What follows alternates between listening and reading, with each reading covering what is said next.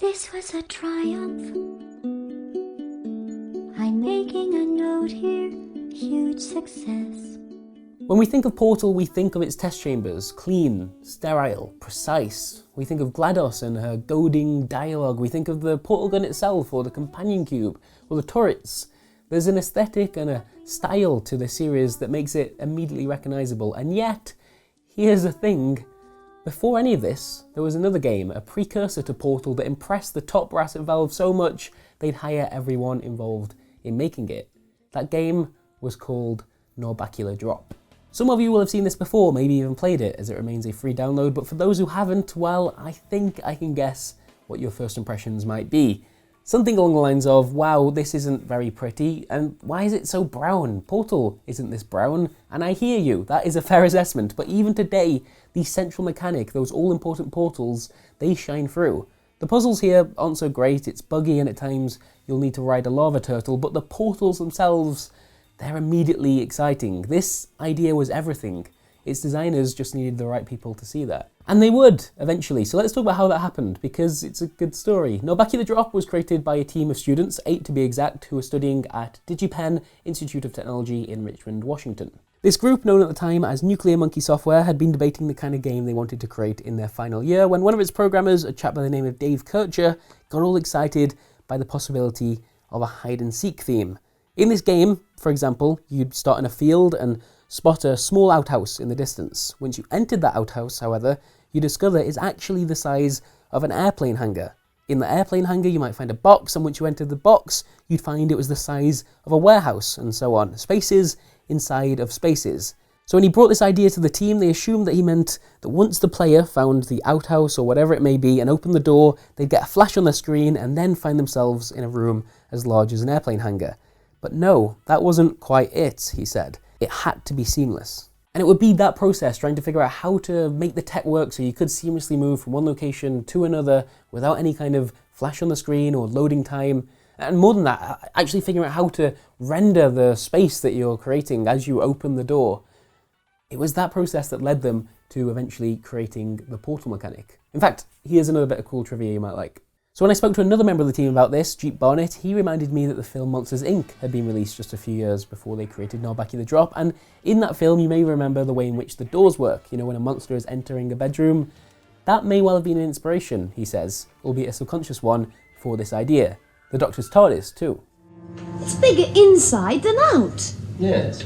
The team begins working on these ideas in 2004, eventually moving away from the hide-and-seek idea and transitioning into a puzzle game focused around the idea of portals, and come graduation the next year they have a working, playable game to show for their efforts, and it's at this point that something extremely important happens. Each year DigiPenn holds a careers fair for their graduating students in which local game developers are invited to come along and meet the various teams, play their games, and offer any advice they can when it comes to actually becoming a game developer full-time. So there they are, Nuclear Monkey Software, standing around their game in a computer lab full of other students doing the same thing, when Valve's Robin Walker enters the room. Walker, a few years prior to this, had co-designed Team Fortress Classic, a game this team had played a lot. He does the rounds, gets to Narbacular Drop, and gives it a go for himself, and it's at this point in the story you're probably thinking, well, he's really impressed, right? Tells them the future of games and they should come and work at Valve alongside him. Well, not quite. What he does instead is give them loads of feedback. It looks like a Quake game, he reckons, which is confusing because it doesn't play anything like one. The game has a reset button that the player needs to use when they irreversibly mess up a challenge, but why even give them that option? Either find a way so they can't get stuck, or if they do get stuck, if they've just done something that's completely irreversibly failed the puzzle they're working on, let the player know. Don't force them to come to that conclusion on their own, because that's going to make them mad. This is all useful feedback, of course, but the team isn't necessarily getting the vibe that he's really impressed with their work. Anyway, the conversation wraps up, he gives the team his contact details in case they have any more questions, and off he goes. Well, as it happens, the team does have more questions. They're about to enter the student showcase at that year's Game Developers Conference, and so they think, what the hell? Let's email him and see if he's got any more feedback, any more ideas that he could offer us, so that we stand a better chance of winning. They actually get a little overexcited at this stage and send him an email that's only half complete, which means they then needed to follow up with an apology and the full version. I mean, we've all been there at some point, but man, that's bad timing. Anyway, Walker doesn't seem to mind as he gets back to them saying, listen, I've already told you what I think, why don't you come to our office, show it to a few others, and get their feedback as well. 2, maybe 3 weeks later, most of the team head over to Valve with Narbacular Drop on a USB stick. They're given the tour of the office they've been hoping for, and amazingly, despite not having signed a single NDA or anything similar, they're shown early concepts of Team Fortress 2, 2 years before it would be released. You've got to remember, these are some pretty big Team Fortress fans we're talking about. They must have been losing their minds already. Following the tour, they led to a small demo room, just a couple of sofas and a PC connected to a big screen, and by now the team have done their fair share of demos at DigiPen, and although they're not quite sure who they're going to be demoing to, they're not overly concerned. Maybe 2 or 3 developers from different parts of the company, they reckon.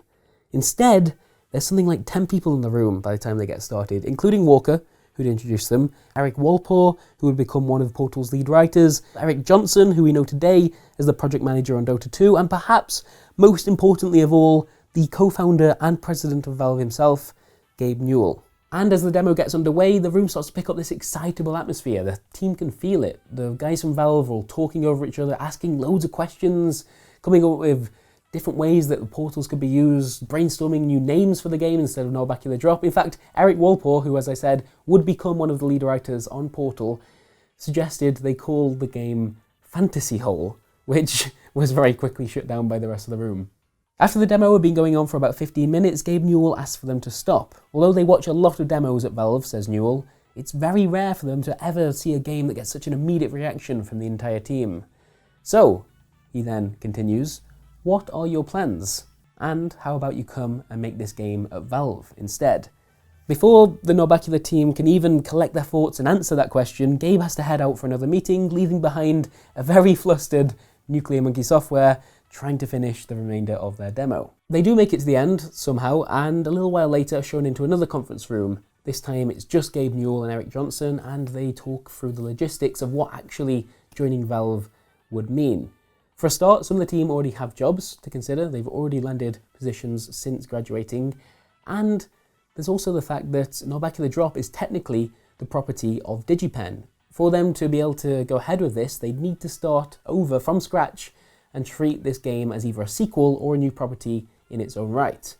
They take a few weeks to consider their options.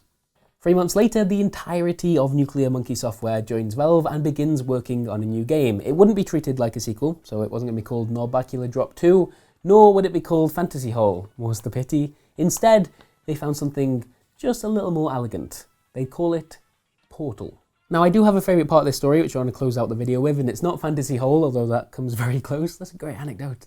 It's that Valve hired these developers fresh out of college. They're so green at this stage, and they hire them to make the game they were meant to make. Although people like Eric Walpole join the team later on and help flesh out the story and the dialogue, primarily this game is created by those 8.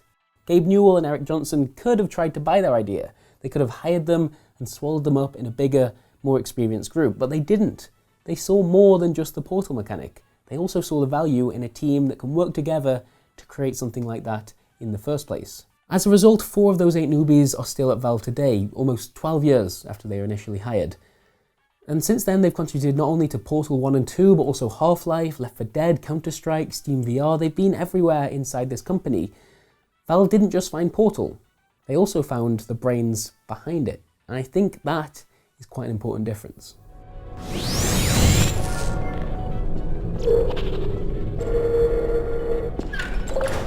Very good. You are now in possession of the Aperture Science handheld portal device.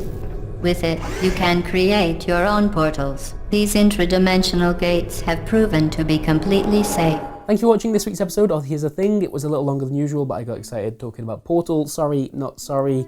If you did enjoy it, then please do give it a like on YouTube, or maybe go and watch one of the other episodes that we've done. It's a weekly show. We do something along these lines every Thursday. Last week was the sex formula from Fallout. The week before, did Nintendo download a Mario ROM off the internet and sell it back to us. And if you're just a massive Portal/Valve fan, then you can listen to the full interview that I had with Jeep Barnett, one of the programmers on Portal and Narbacular Drop. That's on SoundCloud. There'll be a link in the video description or on the website if that's where you're watching it. Thanks a lot, and we'll see you next Thursday. Goodbye.